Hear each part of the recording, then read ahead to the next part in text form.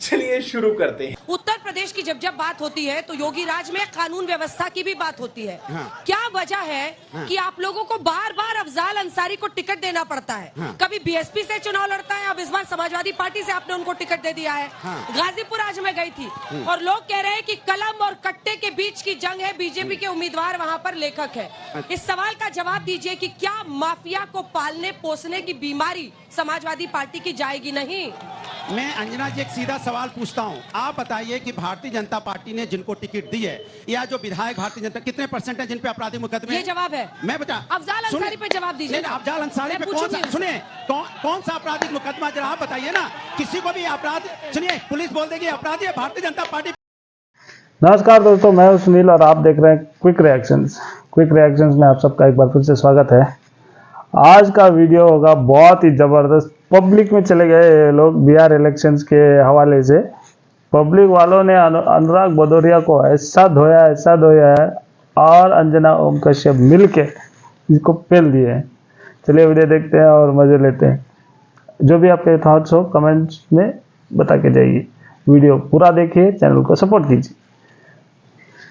महिलाओं का आरोप लगेगा, पहलवान महिलाएं घसीटी गई हैं, आरोप लगा है। क्या क्या भारतीय जनता पार्टी ने, पूछना चाहता हूं, क्या क्या भारतीय जनता पार्टी ने, भारतीय जनता पार्टी के विधायक जो आज जेल में गया है, जिस पर रेप का मुकदमा है, क्या क्या भारतीय जनता पार्टी ने? ये भारतीय जनता पार्टी सिर्फ मुद्दों से ध्यान भटकाने की बात करती है अंजना जी, और ये भ्रष्टाचार की बात करेंगे।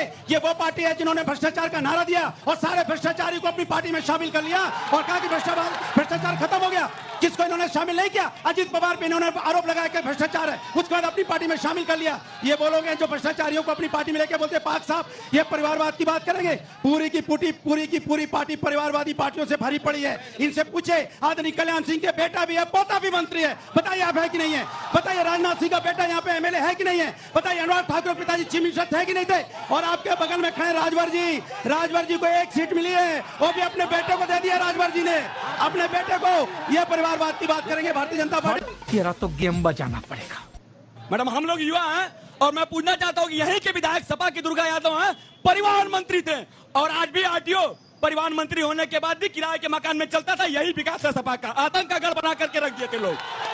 बता दे, सुनिए, झूठा तेरा वादा तेरा वादा, वादे पे सब लूट लिया। कैसे कैसे लोग रहते हैं यार यहाँ पर। अनुराग जी, बिन दूल्हे की बारात लेके कहाँ तक जाएंगे? बिन दूल्हे की बारात लेके कहाँ तक जाएंगे? झूठा है तेरा बिना दूल्हे की बारात है तेरा वादा। इनके वादों पे कौन इंतजार करेगा? ये झूठे वादे करने वाले लोग सिर्फ इंतजार करने के लिए कहते हैं वादा, झूठे वादे, झूठे वादे। बिन दूल्हे की बारात लेके चलने वाले लोग हैं, मगर आज बिना दूल्हे की बारात कैसी होती है? यूनिवर्सिटी समाजवादियों ने बनाई है। मैं समाजवादी पार्टी से ये पूछना चाहती हूँ कि हम महिलाओं की सुरक्षा के लिए वो लोग आज तक उन्होंने कुछ नहीं किया। यहाँ पर हमारे घर के पास एक कोचिंग है जो शाम 6 बजे बंद हो जाती थी, लेकिन जब से निरहुआ जी, दिनेश लाल यादव जी को बनाया गया है सांसद यहाँ से, वो कोचिंग आज 9 बजे रात तक खुली रहती है। आज तक यहाँ पे लड़कियों बेटियों महुआ की क्या जरूरत है? एक साथ जवाब दीजिए। मेरा सवाल सपा के प्रवक्ता से है, क्या पश्चिम से प्रत्याशी आया, पश्चिम से ही प्रवक्ता की भी जरूरत पड़ी? यहाँ कोई सपा का बोलने वाला नहीं था? अरे ये समाजवादी पार्टी के, इनसे पूछे, गुंडा पाल करके रखते हैं। इनकी सरकार में कोई कब घर से निकलता है तो कब मोटरसाइकिल छिन जाएगी, कब मर्डर होगा, इसका कोई पता नहीं। आजमगढ़ में बेसिक एजुकेशन मिनिस्टर समेत पांच विधायक हैं और जब सवाल है नहीं है, जब यहाँ शिक्षा मंत्री थे उसके बावजूद भी विश्वविद्यालय को बलिया भेज दिए। अब मोदी योगी की सरकार ने विश्वविद्यालय आजमगढ़ में बना दिया तो ये विश्वविद्यालय भी नहीं दे पाए। ये कुछ नहीं किए। युवाओं को, जब बाहर युवा जाते थे तो युवाओं की पहचान आजमगढ़ के नाम पर होटलों से भगा दिया जाता था, लेकिन आज युवा आजमगढ़ के जाकर के आराम से दूसरे जिलों में रह रहे हैं। अनुराग जी, प्रश्न ये था कि आजमगढ़ को आतंक का गढ़ बनाया। वो कह रहे हैं होटल में जाते थे तो कमरा लोग नहीं देते थे, जानते थे कि आजमगढ़ के हैं तो। अरे वो उनकी बात है, आप जानते हो भी। मैं इनसे पूछना चाहता हूँ, सुनिए, मैं इनसे पूछा अभी जनता का सवाल है। जवाब दे रहा हूँ, आपके बीच में नहीं बोला, रुकिए। जनता का सवाल है कि बेरोजगारी मुद्दा है कि नहीं है? बताइए आप लोग, बेरोजगारी मुद्दा है कि नहीं? बेरोजगारी मुद्दा है कि नहीं? खड़े हो, बेरोजगारी मुद्दा है कि नहीं? बेरोजगारी मुद्दा जिसपे आप बात नहीं करना चाहते। महंगाई मुद्दा है कि नहीं बताइए आप। ये देखिए महंगाई मुद्दा है जिसपे आप बोलना नहीं चाहते। अब बोले मणिपुर में बेटियों के साथ अन्याय हुआ कि नहीं हुआ बताइए आप। ये बेटियों के साथ अन्याय हुआ, आप बात नहीं करना चाहते। मणिपुर की बेटियों पे आप बात नहीं करना चाहते। महंगाई पे आप पे नहीं चाहता, बेरोजगारी पे कमाल की बात है। मोदी जी मैं समाजवादी पार्टी के प्रवक्ता से पूछना चाहता हूं कि यहाँ 5 साल मुलायम सिंह सांसद थे, एक दिन नहीं आए। अखिलेश सिंह 3.5 साल सांसद थे, एक दिन नहीं आए। उन लोगों ने सांसद रहते हुए आजमगढ़ की जनता के लिए क्या किया बताइए आप। आजमगढ़ में आज 2017 के पहले का इनका नारा था, जो जमीन खाली वो जमीन हमारी, ये बताओ।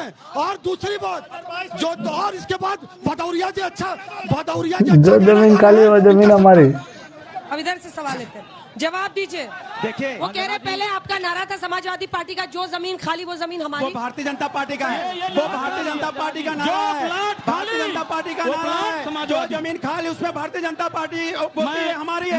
भारतीय जनता पार्टी ना रोजगार पे बोलेगी अंजना जी, ना महंगाई पे बोलेगी। बीच में मत बोलिए, प्लीज बीच में मत बोलिए। सुनिए ना रोजगार। Shouting match मत बनाइए इससे। अंजना जी कमाल की बात देखिए, बीजेपी के लोग ना महंगाई पे बोलना चाहते हैं, सांप सूंघ जाता है इनको, ना बेरोजगारी पे बोलना चाहते हैं, सांप सूंघ जाता है इनको। ये सवाल है हमारा कि आज महिलाओं की सुरक्षा की बात आप करते हैं। आप उस समय कहाँ थे जब महिला बिल फाड़ के संसद में फेंक दिया जाता था? लेकिन वो नरेंद्र मोदी जी जो 33% आरक्षण महिलाओं को दिए हैं।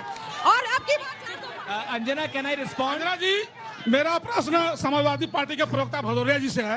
केवल एक प्रश्न पूछूंगा कि अभी इनके एक प्रवक्ता कह रहे थे यह देश जितना भगत सिंह का है उतना बिस्मिल्लाह खां का, उतना मुख्तार अंसारी का भी है। मैं पूछना चाहता हूं उनसे कि दुनिया के इतिहास में पहली बार एक विधायक को 600 गोलियां मारी गई थी और उसके पोस्टमार्टम में 65 गोली निकली थी।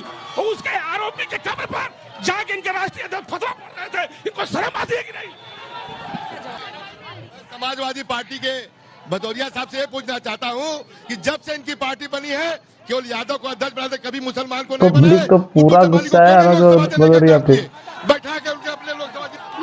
मैं यहाँ से सपा प्रवक्ता से पूछना चाहती हूँ, 5 साल से विधायक रह चुके हैं दुर्गा यादव और अखिलेश यादव सांसद रहे, यहाँ के लिए इंडस्ट्रियल एरिया क्यों नहीं खोले?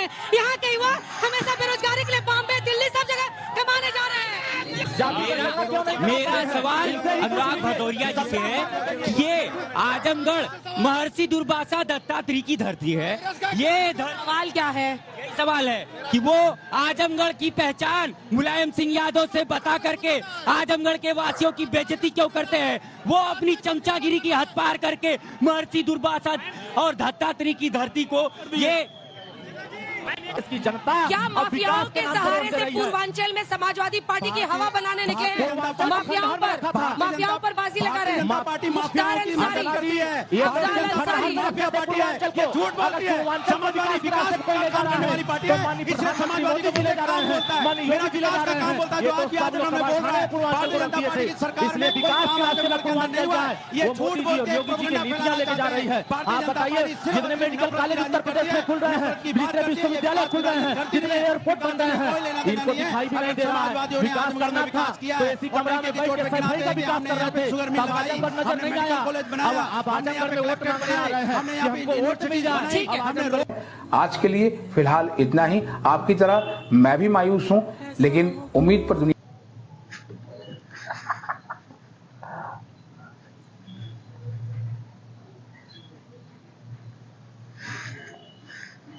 चलिए वीडियो पूरा देखने के लिए बहुत बहुत धन्यवाद। चलिए मिलते हैं अगले बार।